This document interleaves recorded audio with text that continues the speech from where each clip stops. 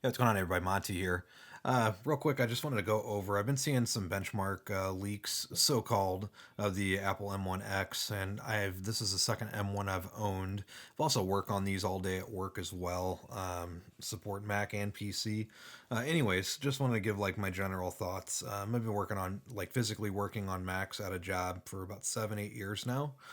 Just to give you an idea, again, pretty much play with them all day and all that. So, anyways, I did see here the Apple M1X benchmark spec. This is from CPU Monkey. It says here at the top, information shown below is based on pre-sample. Technical details or benchmark results may be different in the final version.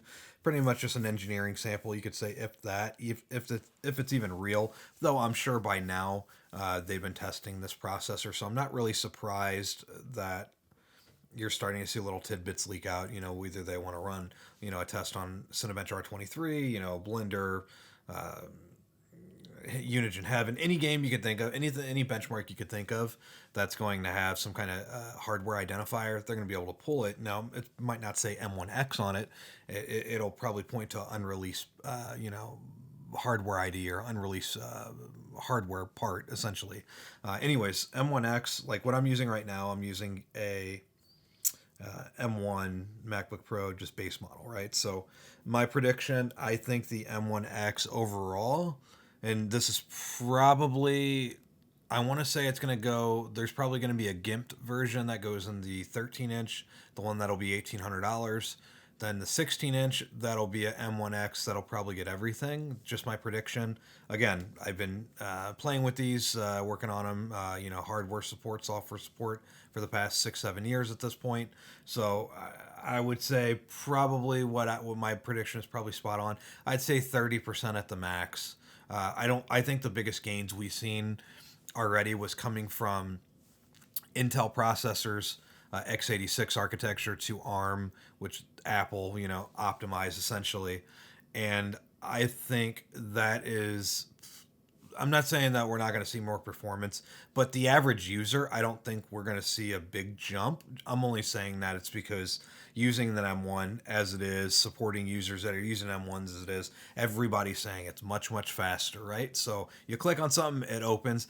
You don't really see anything, any like huge improvement after that, unless you're doing like video rendering, unless you're Blender model, 3D modeling, Logic Pro, Final Cut, lots of different things. And again, we're just really mainly, at least this video is mainly focused on the laptops, right? I mean, iMac is probably going to have its own, I would imagine, unless they do a custom version for that, and then a custom version for the $1,800 MacBook Pro, and then a custom version for the 16-inch. So there's kind of three different models we're looking at, and we also can't forget about the 21.5-inch iMac as well that would likely be getting upgraded as well. So it's really like, where does all this fit in at? It's because the laptop chip that I have right here on the M1, throwing this or throwing an M1X and an iMac, like it'd still be pretty quick. Now, obviously, they can enable more cores, what have you, add some more, higher power target. Since they got a lot bigger of a fan, even if they slim the fan down on the iMacs, new iMacs, and make it thinner, like they could still put a pretty good chunky fan inside that. That's going to be much bigger than what's in the MacBook Pro. What I'm getting at is that they'll be able to get more power out of those machines. Now, again, I don't think that I don't think we're gonna see anything more than 30%. That's just my 2 cents, my opinion. But just from working on them, just general, I know this is somewhat revolutionary technology, even though ARM's really been around for a while. More or less, Apple, it creates and develops a whole stack, software and hardware. So best of both worlds. I think that big improvement in speed and efficiency, I think that came with M1. I think M1X will be obviously faster in task. I don't think you're going to average user is going to see really a difference between M1 and M1X. I think it's going to be, again, certain decoders like video decoding and all that. I think those specific accelerated tasks, they're going to be, you're going to notice it a little bit better. But again, I think on the iMac, you're going to have a special version for that. You're going to have a version for the 16-inch. You're going to have a version for the $1,800 MacBook Pro. Again, M1 I think is plenty fast. I have no complaints whatsoever. But again, this is just based on this. So it says here Apple M1X benchmark specs 3.2. So that would be, we got the M1.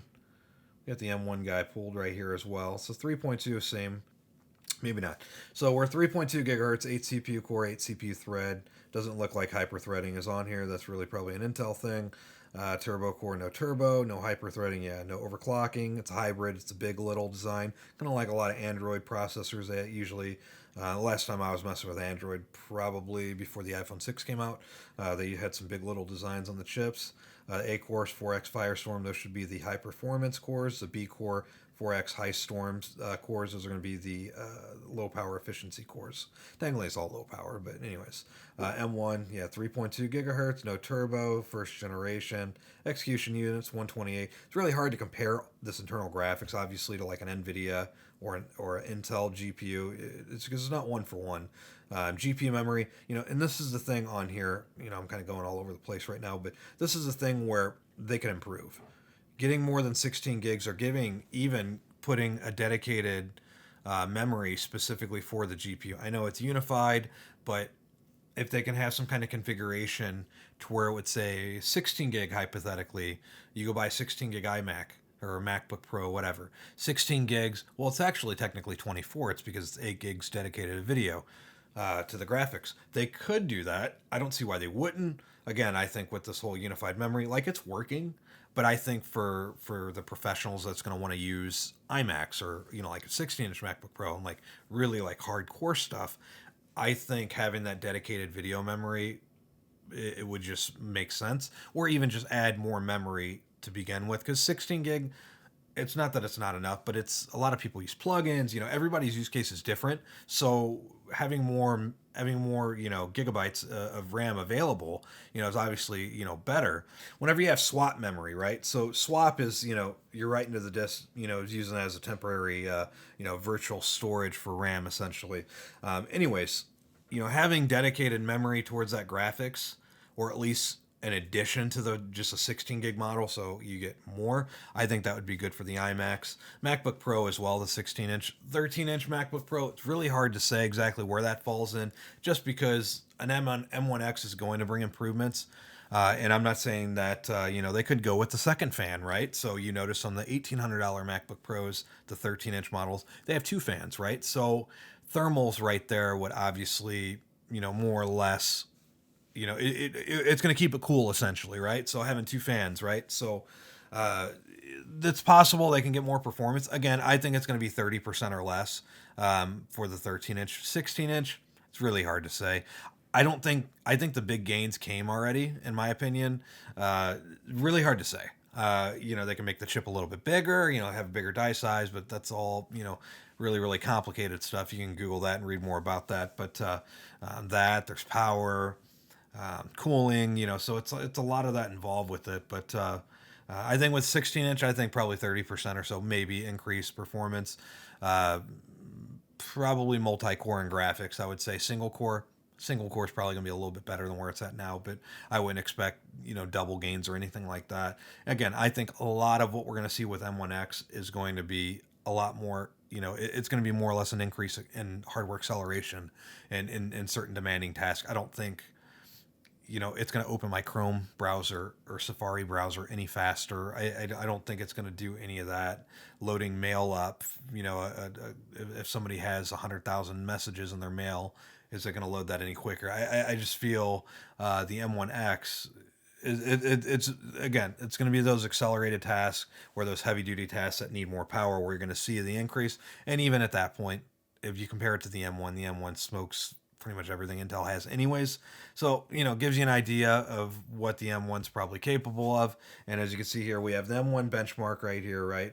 M1X, it's showing 12 cores, 12 threads, hybrid big little still, 8X Firestorm, 4X. You see that? 4X on the power saving cores, right? So interesting. Showing here a 16 core for the graphics.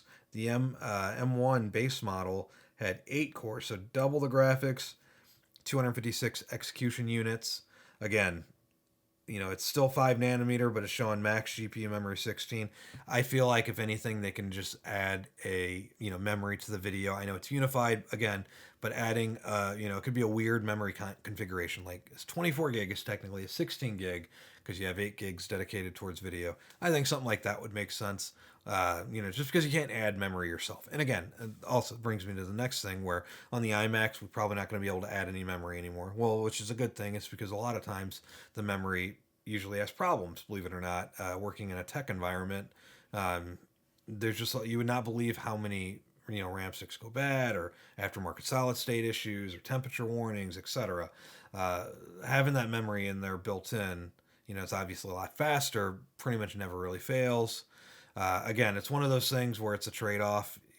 I'm not saying I'm against or for right to repair. I'm just saying, just my general 2 cents. Like it's much faster having it soldered on. Uh, is it less, can you repair it easily, or is it harder to repair? Well, obviously it's harder to repair. I get that. Buy Apple Care.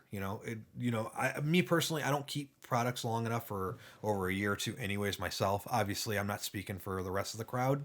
But all I'm getting at is that, I don't think the iMacs are going to be able to be, uh, I don't think that you're going to be able to upgrade the RAM in those. So that's that.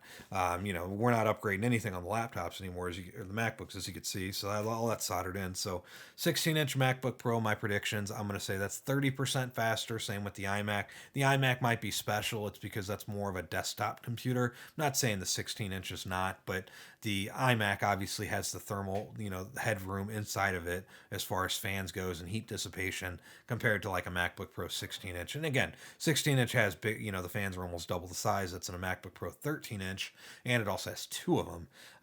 But I want to say the iMac is probably we're going to see, it's going to be probably on par, but might be a little bit better than the MacBook Pro 16-inch. But I'm going to say my prediction is I'm going to say 30% faster max, if that.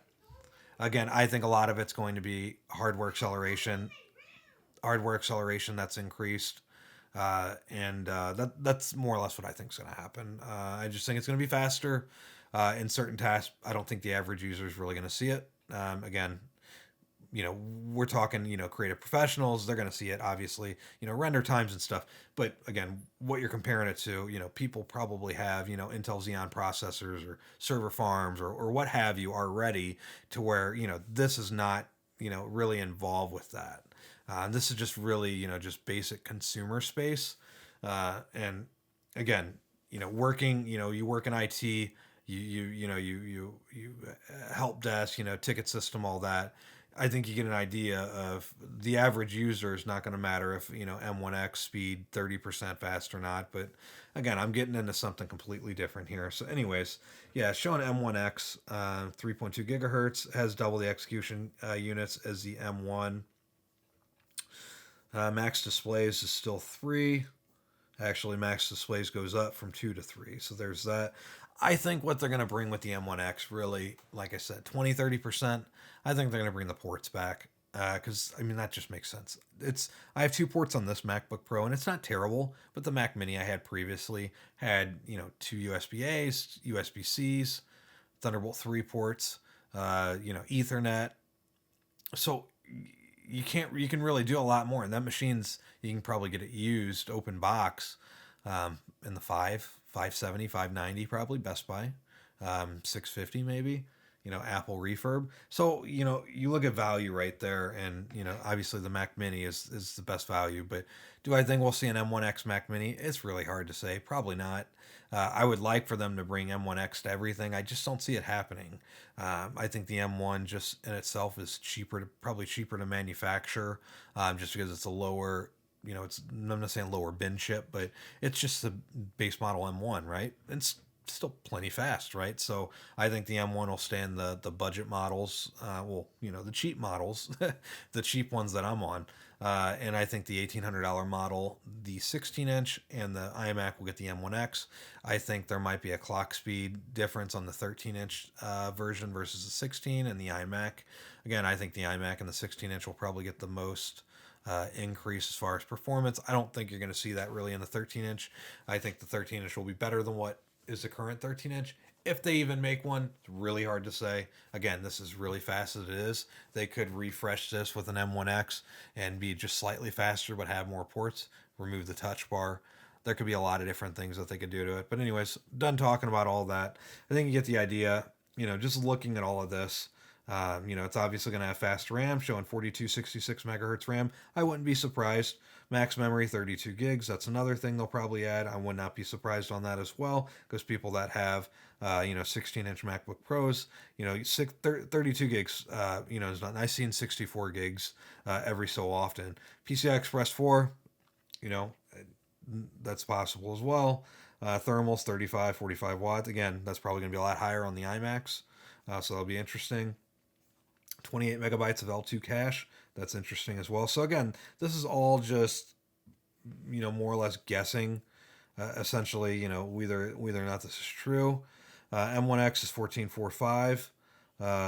You go down here, you see the benchmarks here for the single core. 1744 is what's estimated.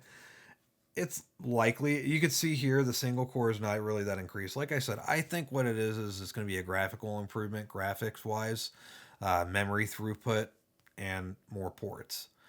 I think the speed increase, it's essentially moving from hard drive to solid state.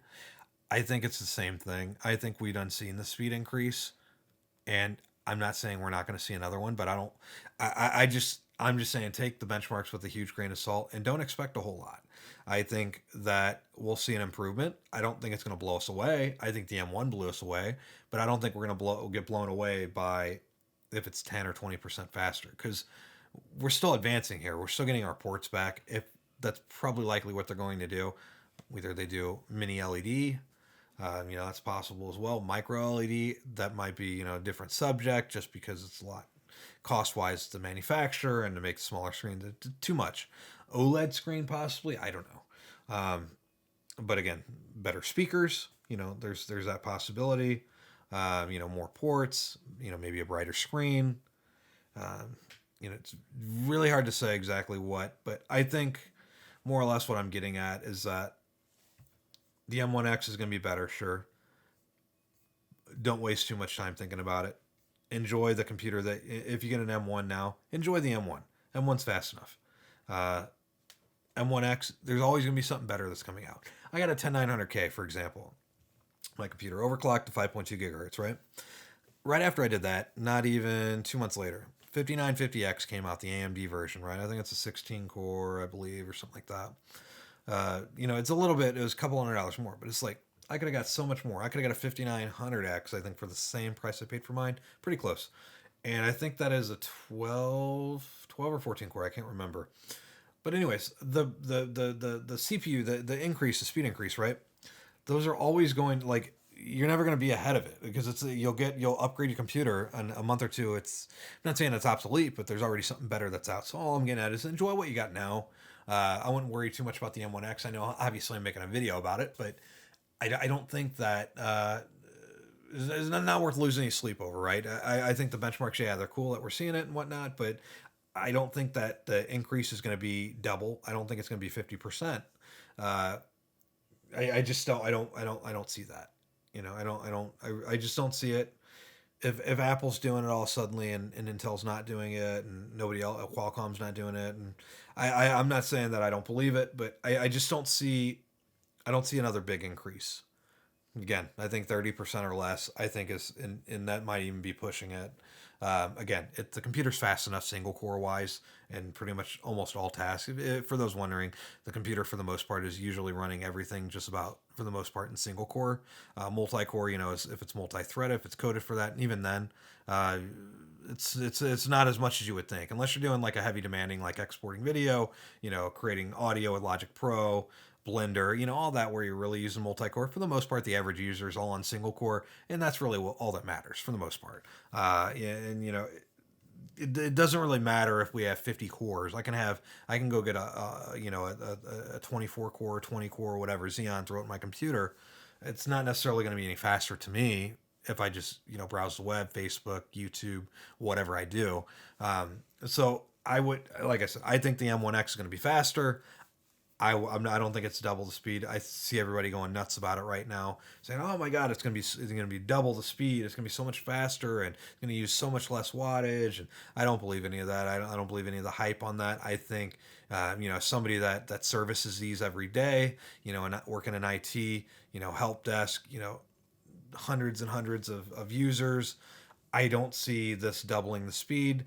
Again, I think for certain tasks this will be faster. I don't think the average user is probably going to notice a difference. The only difference I think you'll notice is having more displays that you can support. Going from 2 to 3, if 3 is correct, having more ports. I think the ease of use. I think having those ports there. I think that's going to make or break it. And yeah, like I said, for the price point that these Max M1s are already at, I think it's perfect. Be nice if they could, shave $100 off, but hey, I'm not going to complain. Again, I did have to buy this one with my own money, so I'm cool with it. But anyways, let me know what you guys think in the comment section down below. Like I said, I work with Macs every single day, so I'm not saying take my advice. I'm just trying to open your eyes here a little bit. I don't think that the M1X is going to blow you away. I think that time done came and went whenever the M1s came out, and that we've seen that increase, like going from a hard drive to a solid state drive back in, I don't know, the early 2012 2013 days, if you remember those on computer, on a PC, switching that, you're like, wow, it's so much faster, right? I think those days are gone. I think we'll see an improvement, but I think only certain hardware accelerated task, primarily photo, video, coding, Blender model, 3D modeling and all. I think that's where you're going to see a difference. I don't think the average user is going to see any difference. Anyways, I'm ending the video now. I rambled on way too much. Hope you guys enjoyed the video. Like I said, M1X, don't lose any sleep over it. It's just a new CPU, just like Intel. No difference. Enjoy what you have now. Go buy an M1 Mac. It's good enough. And you'll be happy. You won't be disappointed, I promise. Other than the 2 ports suck, but if that's the case, just go buy a Mac Mini. That's got plenty of ports on the back. And then if that doesn't work for you, the CalDigit has a nice USB-C dock, and they also have a nice Thunderbolt 3 dock, so you can check those out as well. But anyways, hope you guys enjoyed the video, the little discussion. Have any comments for me, drop it down below. Subscribe, like. I will see you on the next video. Thanks for watching.